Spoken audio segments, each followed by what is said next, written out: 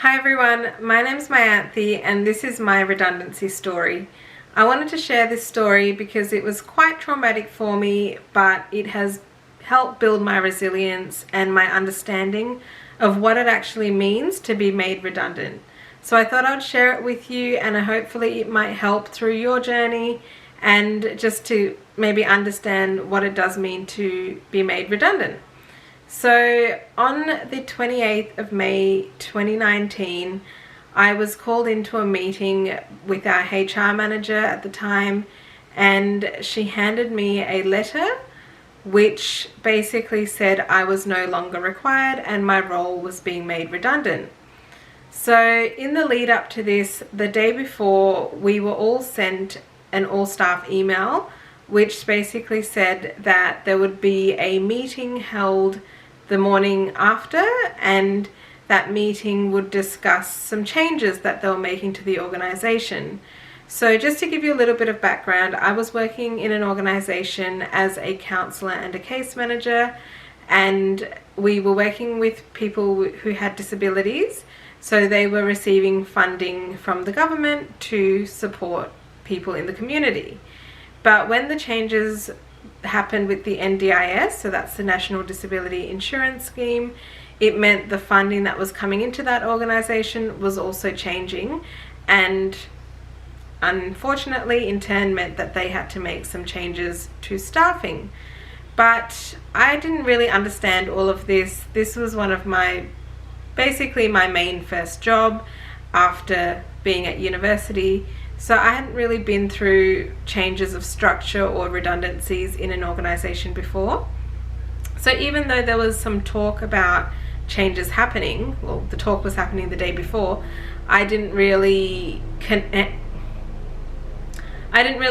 how that might kind of affect me. So when I went into work on the 28th of May in 2019, I thought I was going into a kind of normal day of work, but we were just having an all-staff meeting at the start of the day, and then they would let us know what would be happening for the rest of the day. So I went into work, I had my lunch in the fridge, and started the workday. We then went into that all-staff meeting, and after that meeting they said, go back to your areas, and would call you in for either individual or group meetings with the managers. So after a little while, I was called in to a meeting with our HR manager, and she handed me this letter which basically said my role was being made redundant and I was no longer required.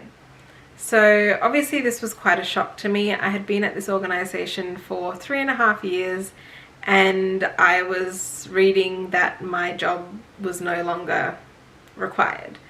So I was in shock, and they had some counsellors there, or career counsellors, who they wanted to then take us to for further advice. So the HR manager got me to read this letter that she handed to me, and she then offered to take me to the counsellor, which I actually didn't want to see the counsellor because I felt like I was the counsellor at the organisation, and now they were taking me to see this other person. But turns out they were more of a career counsellor, career guidance person, and they were there to help with next steps in our career. So the HR manager then took me to this counsellor, and that lady was really nice. At this point I was in tears. I didn't really know what to think, and the career counsellor just said, you know, it's obviously kind of shocking information to hear, and that she would help me work on my resume and, you know, work towards job interviews and things for my next career move. So she said, let's book in an appointment and we'll catch up in a couple weeks' time when things have settled down a little bit.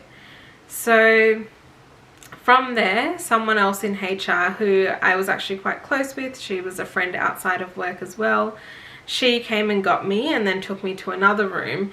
And I thought, you know, we were just having a chat, just kind of checking and see how I'm going.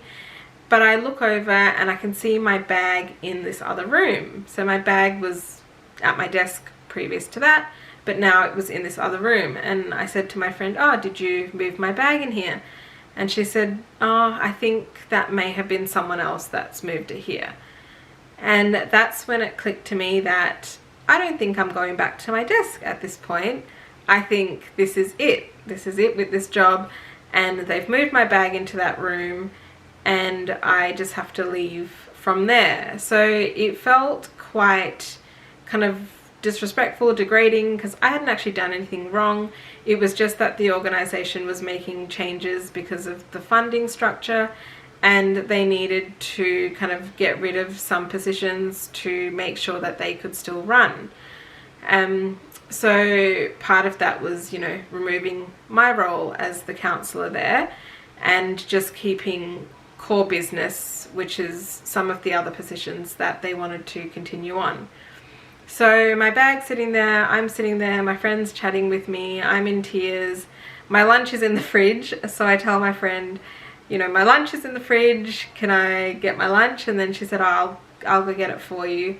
And then I said, so do I not go to my desk at this point? And she said, no, I think you just have to kind of leave from here. She's like, I'm really sorry, you know, this is just something she was in HR, so it wasn't her doing. She wasn't the manager or anything like that, but she had to be part of that process. So she went and got my lunch for me, and then she basically walked with me to my car and I drove home. So I still had stuff at my desk, and once I got home I found out that there was, I think, around 8 other people that were made redundant that day. So they were getting rid of different positions within the organization to make sure that they can still function with the funding structure that they had.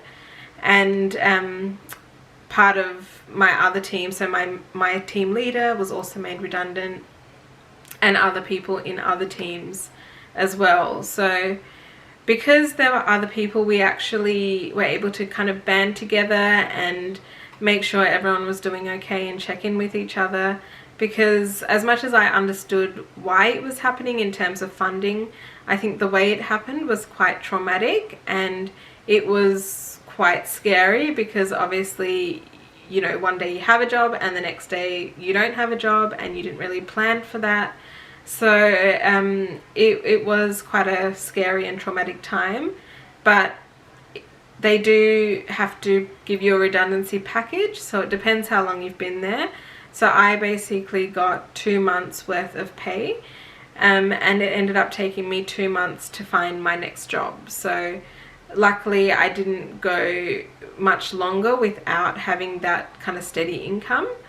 But I can understand that other people might go through this and they might not, you know, get a role straight after or within that kind of payment period where they got the package. So it can be quite difficult, and it depends how it's done. I think there can be less traumatic ways that a redundancy can happen, but the way it happened for me and my other colleagues, it was quite traumatic and sudden.